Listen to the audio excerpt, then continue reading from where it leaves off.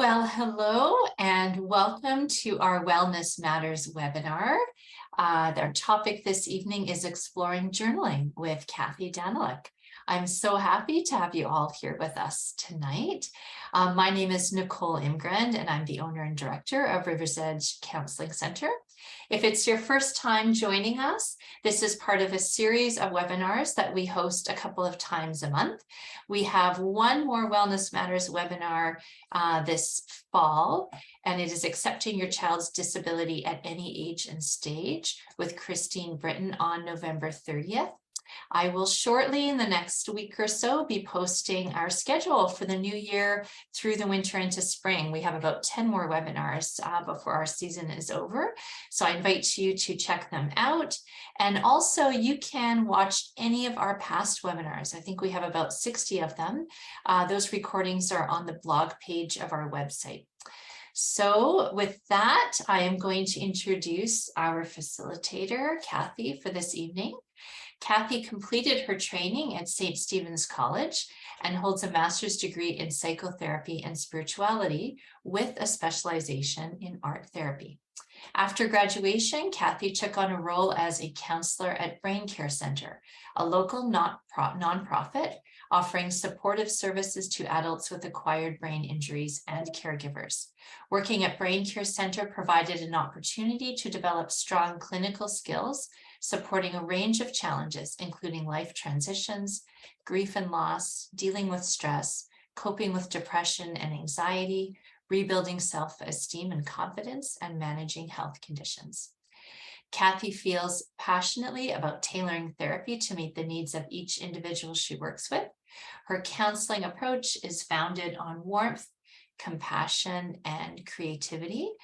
We're very lucky that we've had Cathy at River's Edge. How long have you been with us now? I'm trying to remember what your starting month is. October, so just over a year. Yeah, I was thinking we're about around your anniversary. Yeah. So Cathy is on our team, and in her work, she pulls from elements of cognitive behavioral therapy, solution-focused therapy, and art therapy to help encourage reflection around thoughts, feelings, and experiences, using both verbal and art-based prompting based on individual needs or preferences. And Cathy works with adults as well as with our adolescents. Outside of work, Cathy enjoys playing volleyball, exploring the river valley with a chai tea latte, and painting. Good. Well, Cathy, with that, I'm going to turn it over to you. I'll just let everyone know, actually, before I do that, that you're welcome to write comments and questions in the chat. I'll keep my eye on the chat during Cathy's presentation in case you have any technical difficulties. And Cathy's presentation runs about 40 or 45 minutes or so. So there'll definitely be some time at the end of the hour for some questions. And I'll come back then. And until then, I'll let you have it, Cathy. Awesome. Thank you so much for the introduction, Nicole. I'm hoping everyone could hear and see me okay. If not, I trust Nicole will let me know. And I'm just going to take a moment to screen share so my presentation is visible.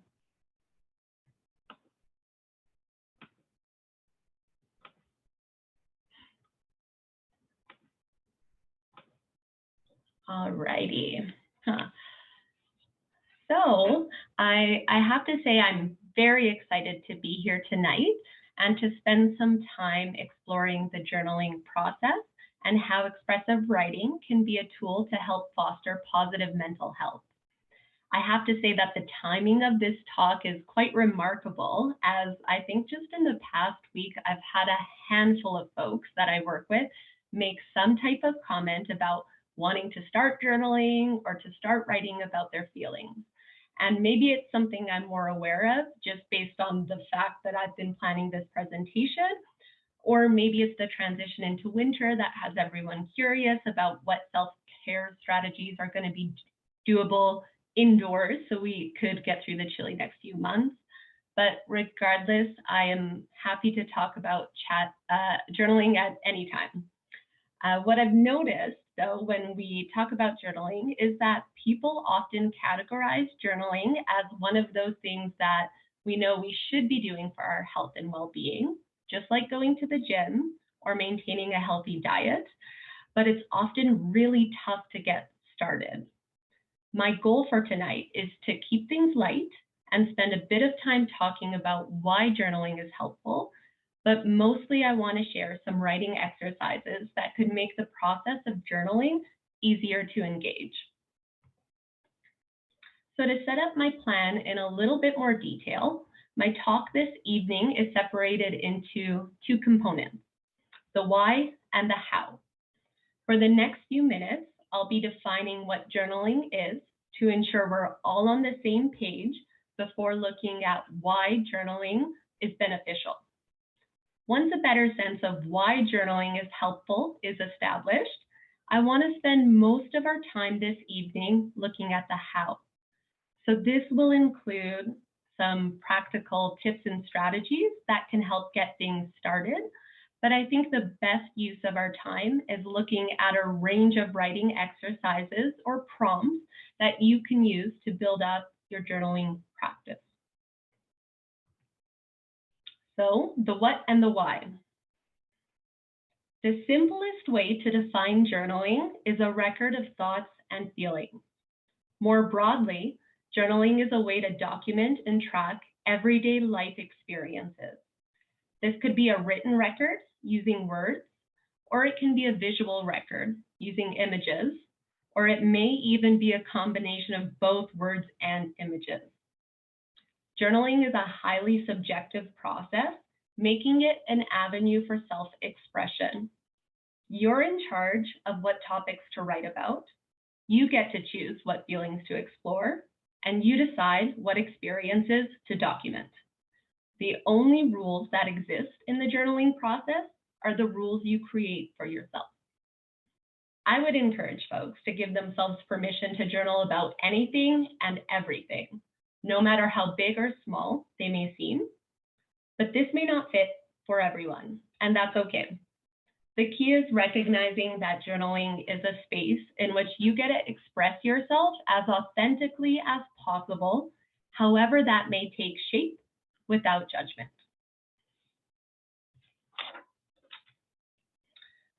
So why is journaling beneficial?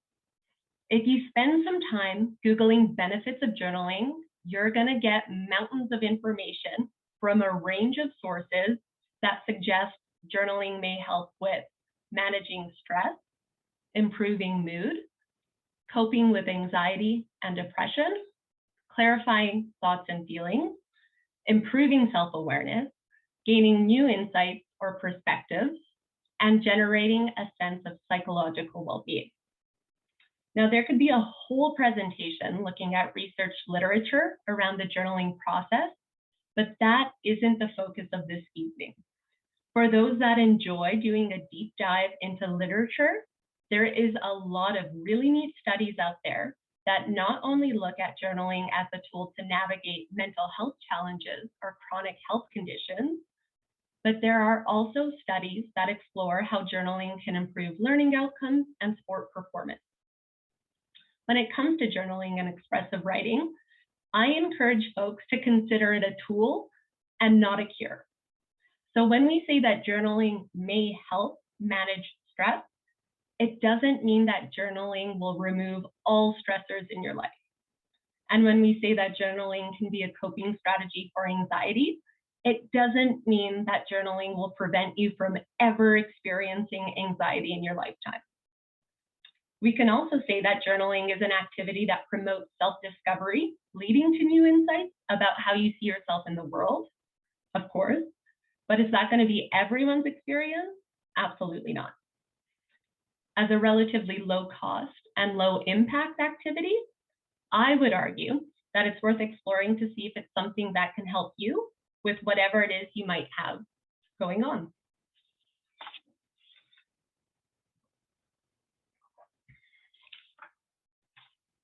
So when talking about the benefits of journaling, the next question that comes to mind is, well, how does this happen? How does journaling have a positive impact on mental health and well-being? Unfortunately, there isn't a clear-cut answer to that question, and more research is needed to fully understand the benefits of the journaling process. However, there are a few hypotheses out there that are worth noting. So one possible explanation is that journaling can be a form of catharsis. This is the idea that journaling can be a place to express really intense emotions, almost as a way of venting, so that we're able to let go and reduce the intensity of the emotion. To my understanding, this explanation has been challenged in more recent literature for two reasons. First, folks typically share that after writing about a difficult emotion, they often feel a little sad, anxious, or drained. So it doesn't necessarily make things feel better in that moment. Secondly, the process of expressing emotion on its own may not be enough to see benefits.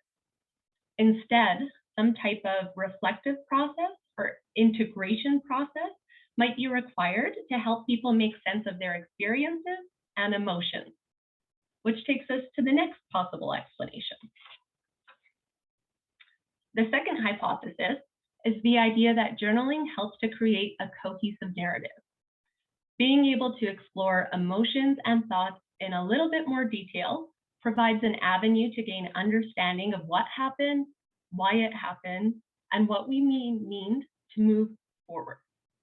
This hypothesis suggests that it's not so much the emotional expression that's important, but instead it's the cognitive processing and how we're able to integrate our thoughts and feelings into how we see the world or how we see ourselves in the world that's beneficial. Another explanation is that the journaling process is a way to help us confront difficult life experiences, so we're not just bottling up our feelings or sweeping things under the rug. To my understanding, this explanation suggests that when faced with challenges, one way of coping may be to try to stop, repress, or inhibit the thoughts and feelings that we associate with that experience. However, inhibiting these thoughts and feelings takes a lot of effort, which creates a stress on both the mind and the body. As a result, journaling can be a space in which difficult thoughts and feelings are released to reduce the work of inhibition and thus reduce that physiological and mental stress. Unfortunately, it seems like the research supporting this explanation is mixed. So it might be that this is a part of why journaling helps, but it's definitely not the whole story. The last hypothesis that tries to explain why journaling is beneficial consists of exposure. This is the idea that journaling provides an avenue to go through old memories repeatedly, which may reduce negative feelings or the intensity of those negative feelings that are associated with that experience.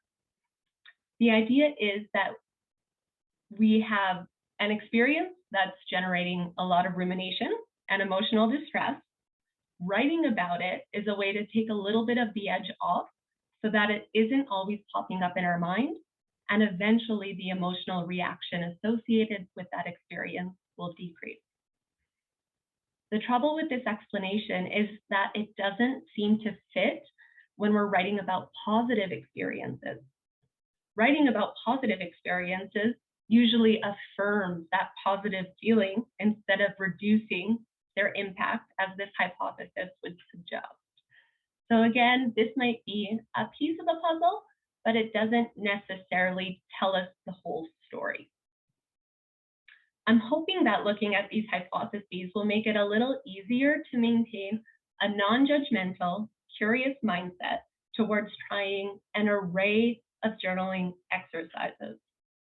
Since there isn't necessarily a single way to journal that is going to be beneficial, feel free to experiment and find what works for you, be it writing about difficult life experiences or hopes, dreams, and personal goals. This concept is summarized in a really lovely way by two researchers, Penbaker and Smith, which I'll share with you now. So they say, be your own scientist. What works for a group of people in an experiment may or may not work for you. Try different techniques. Keep notes about what makes you feel better or worse. Monitor your behavior while you're experimenting with writing by tracking your sleep, drinking, weight, exercise, and the quality of your relationships and daily mood. Adapt your writing to your context, your needs, and to what works for you. So again, there is no right or wrong way to go about the journaling process. The important thing is to find what is beneficial to you and then stick with it.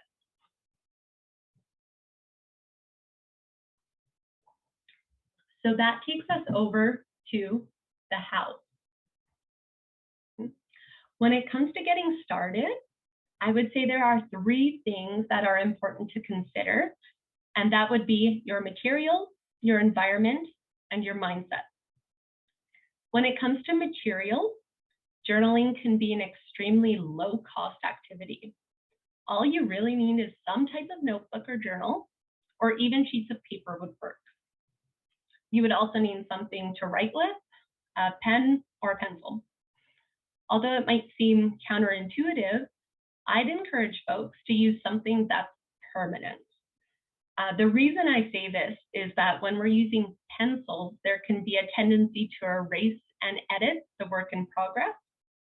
Once we start talking about some of the journaling exercises, most directions include notes around not worrying about spelling or grammar and allowing the writing process to unfold freely.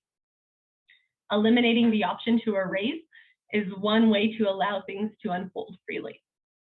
But it's all about personal preference, and if the idea of not having an eraser handy creates distress or anxiety, then don't do it.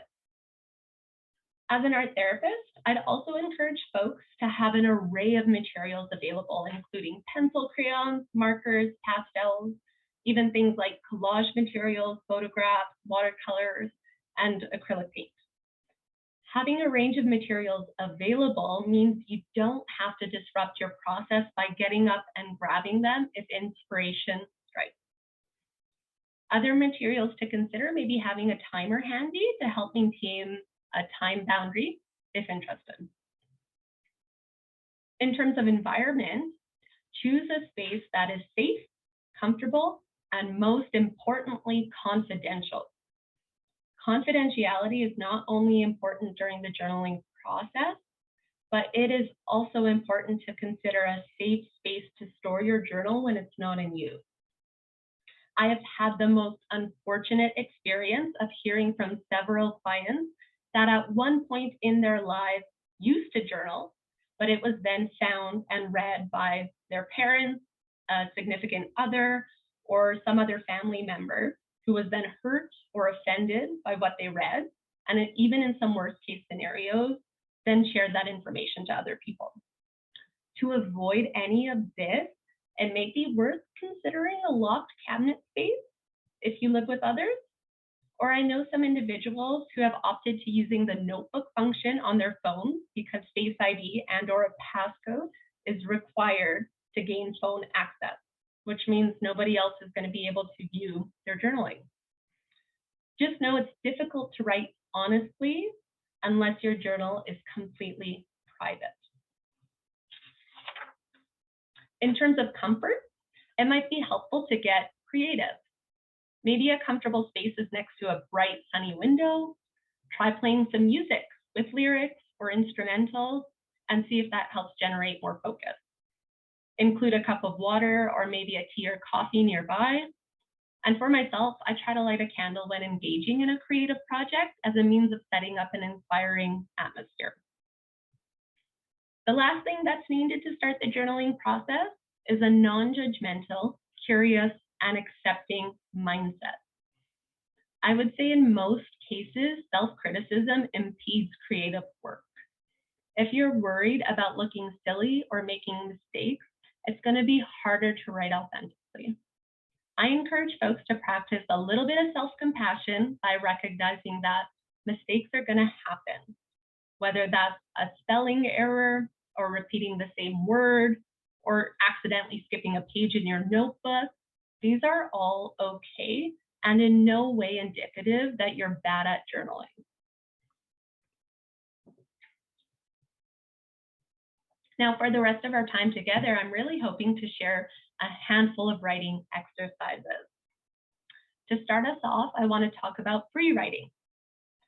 So free writing is a creative writing prompt that's very open-ended. The idea is to give yourself permission to write whatever comes to mind, as it comes to mind, completely unedited.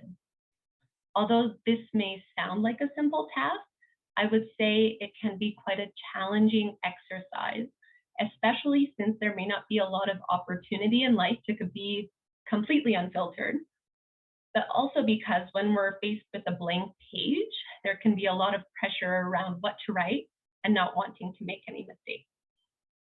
So the prompt for this exercise sounds like this.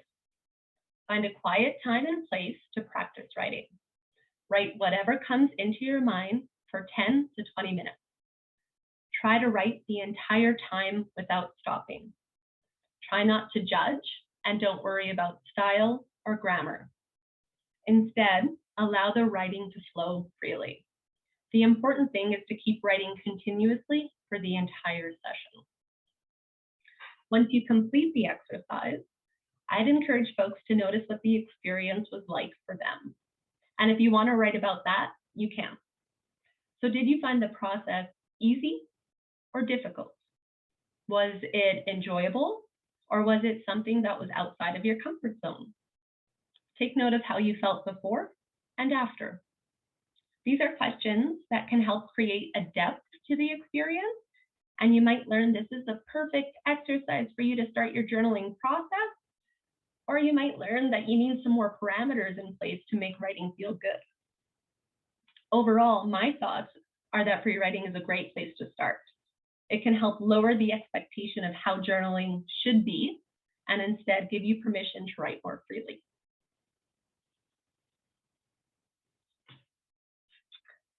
So the next two journaling exercises are a bit old school. Ken Baker is a big name in the journaling literature because he's one of the first people to really start researching the journaling process, and the hypotheses that we discussed earlier are actually based on his work. His books and website share the prompts he uses in his research, and so I thought this would be worthwhile to share this evening. The first expressive writing prompt goes like this. Find a quiet time and place for this writing exercise. Write for 20 to 30 minutes, focusing on your deepest emotions and thoughts about a stressful or upsetting experience in your life. Whatever you choose to write about, it is critical that you really let go and explore your deepest emotions and thoughts. Write continuously and don't worry about spelling, grammar, or style. So you can tell that this provides much more structure than free writing. And I know folks can find some direction or guidance helpful. As a reminder, when you're choosing a stressful or upsetting experience to explore, you're in complete control. If you find that you have selected something that's more distressing than anticipated and your nervous system is activated, please stop. Some level of discomfort is normal during the process, but at the same time, you don't want to drag yourself through the mud because that isn't going to be helpful. I'll also add here, if you've experienced a recent traumatic event, be cautious around using this type of exercise as your own therapy. Journaling is therapeutic, but it isn't a substitute for therapy. So if this is the case, I'd encourage strongly for folks to get connected with a trauma therapist that can help them talk about emotional regulation and develop strategies to cope if dysregulated so that you're not causing yourself any harm.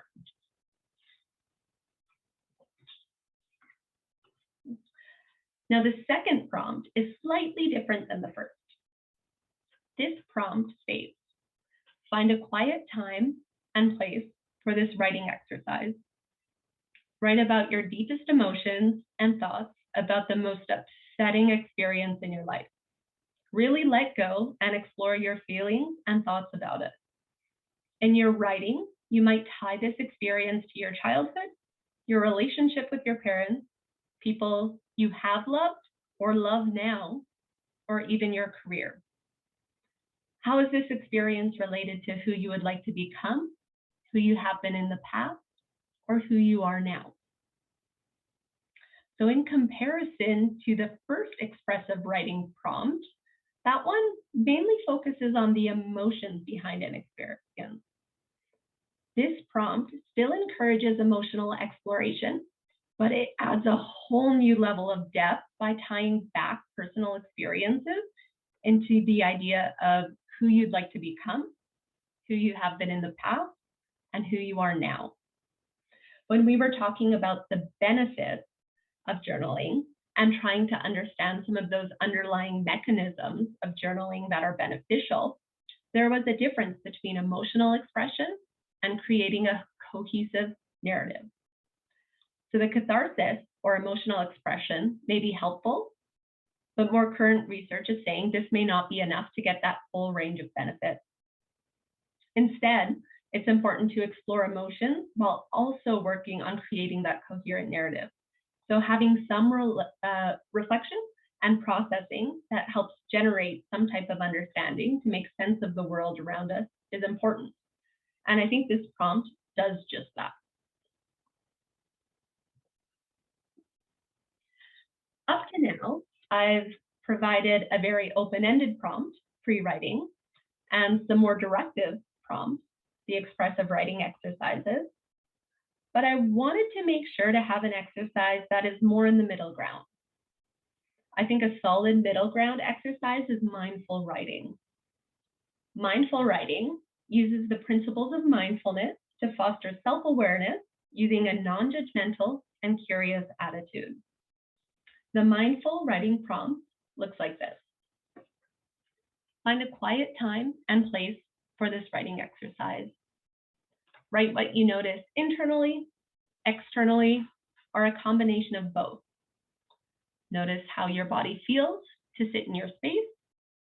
Notice the sensation of moving your pencil across the notebook.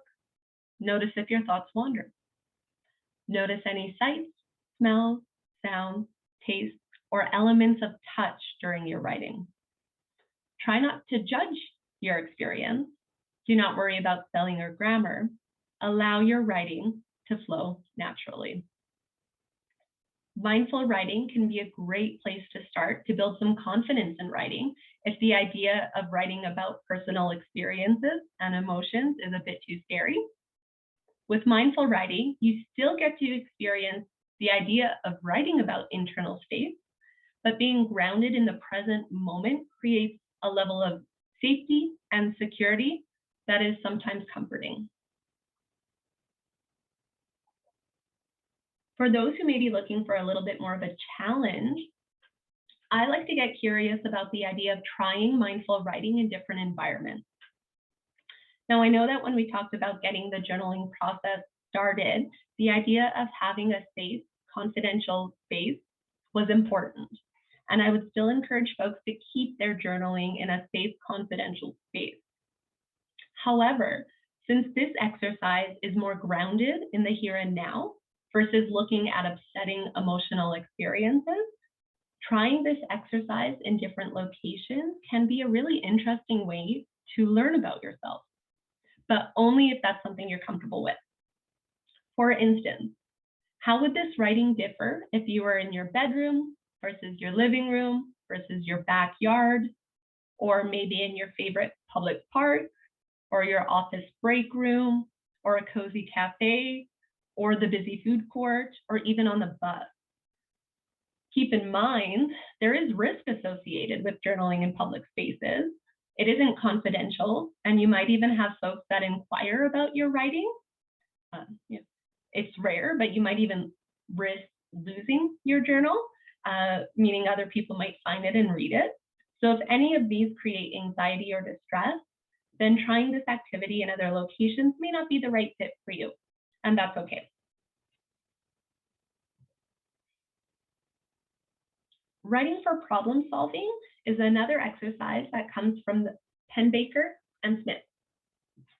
I would say this exercise is more straightforward and provides an opportunity to gain some perspective on problems you might be facing, while also brainstorming possible solutions.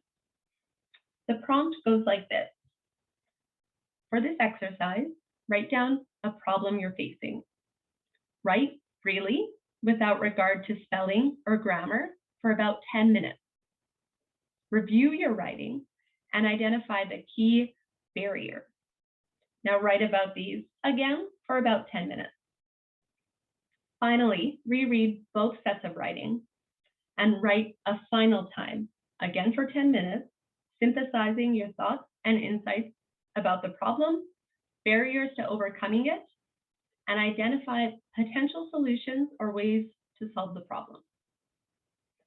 After completing this writing exercise, there are a couple reflection points that I would also encourage, including taking time to consider what elements are inside or outside of your control for both barriers and solutions.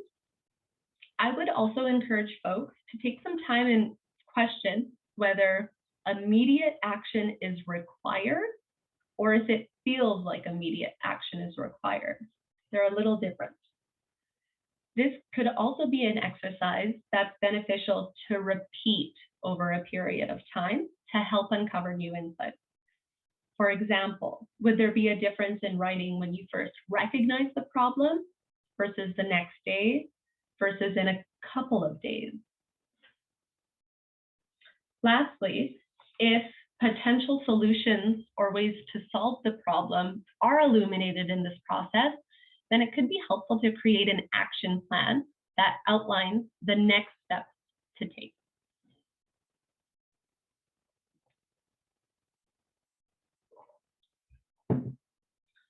The next exercise I want to share is a thought log.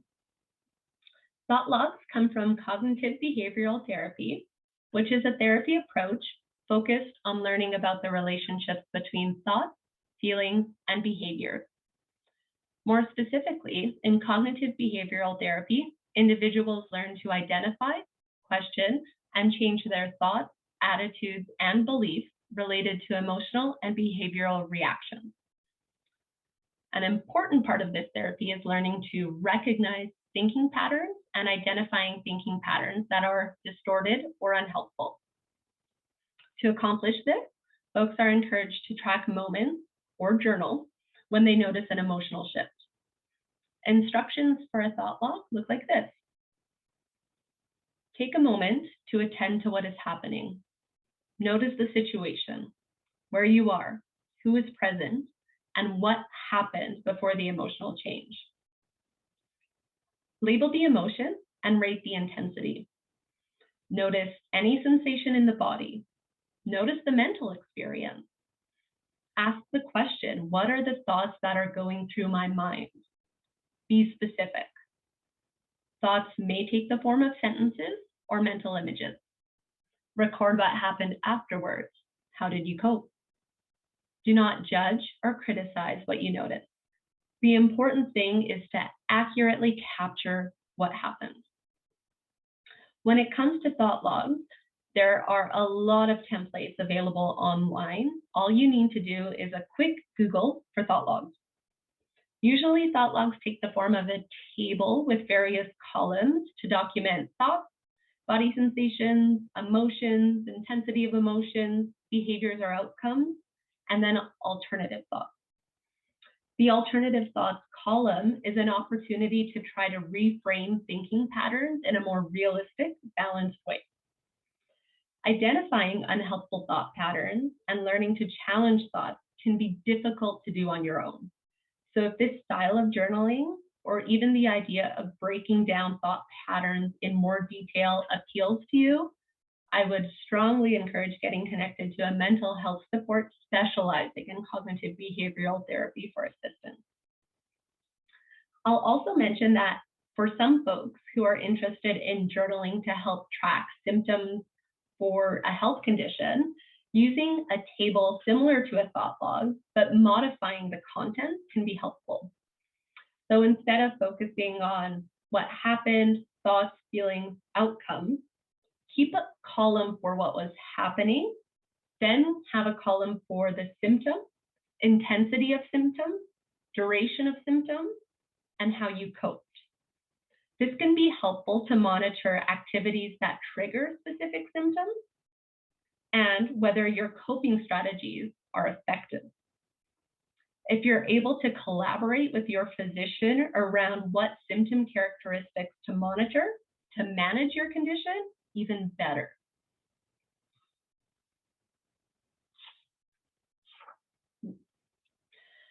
So I know a lot of time in therapy, we focus on things that aren't working for us, things like life hardships and managing difficult emotions.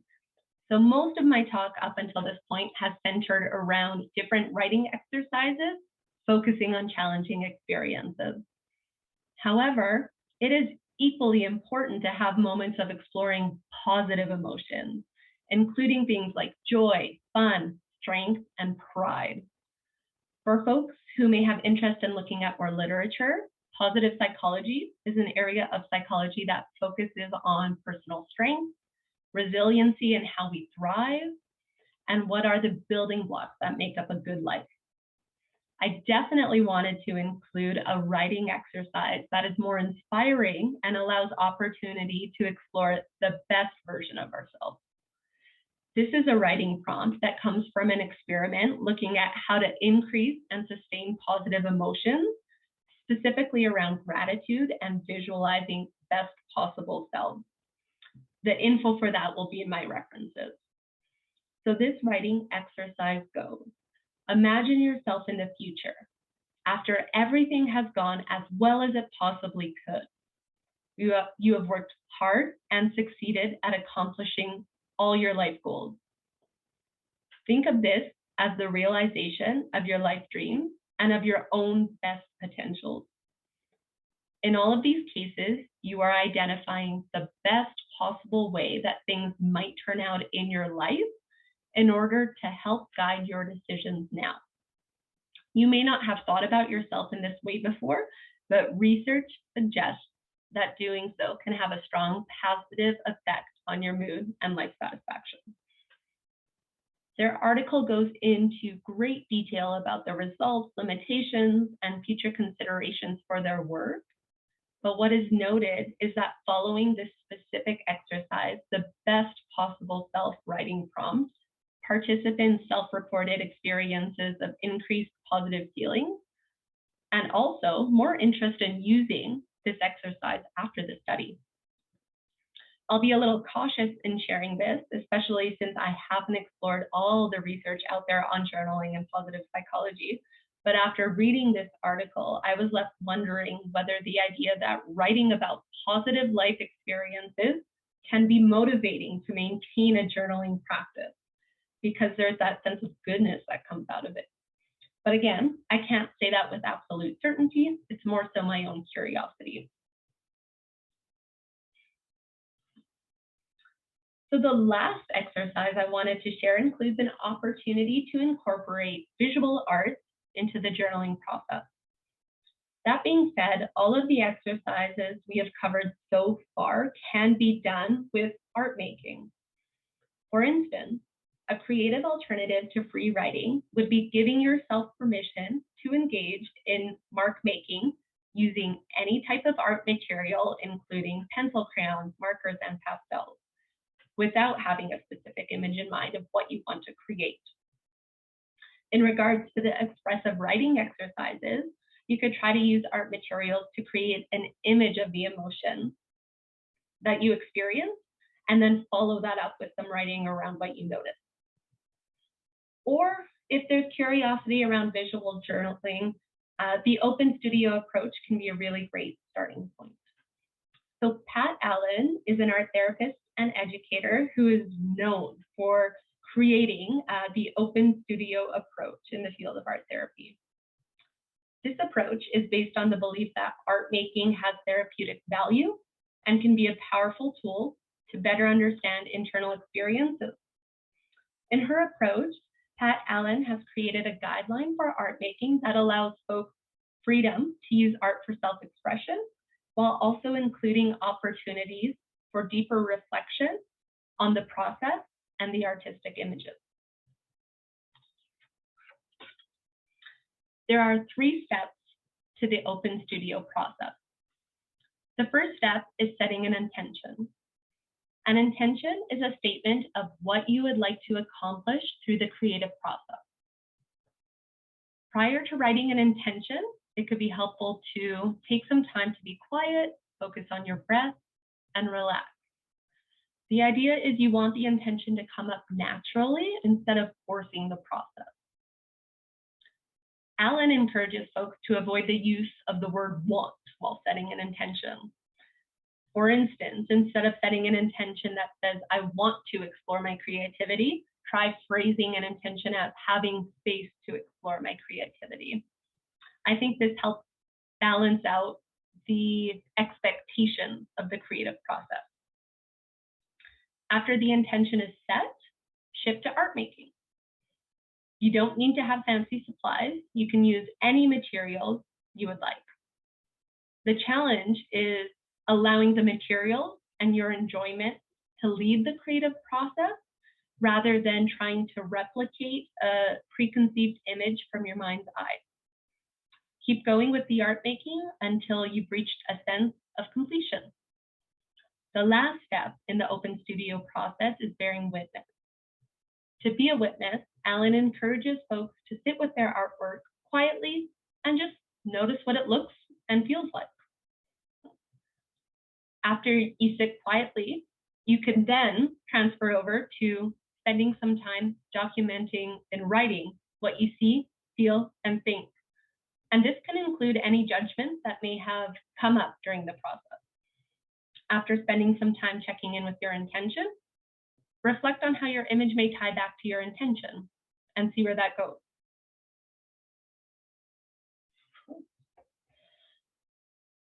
So that covers the information I wanted to share today about exploring journaling.